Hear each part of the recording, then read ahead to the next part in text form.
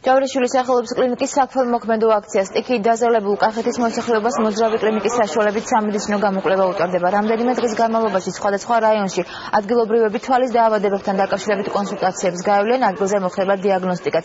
დღის განმავლობაში შემოწმებას 200-მდე პაციენტი გადის. აქცია დღეს თელავში გაიმართა, პროცესს ჯანდაცვის მინისტრის მოადგილე დაესწრო.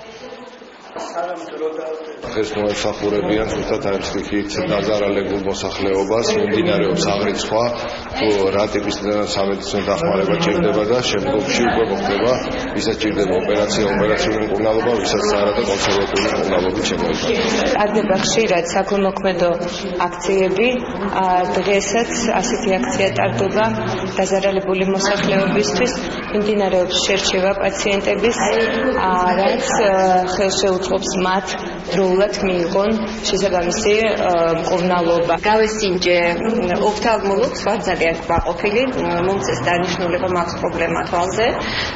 საოპერაციო საბედნიეროდ არ არის, მაგრამ ყველანაირად ჩამიტარდა გამოკვლევა, რაც მისაჭიროებოდა.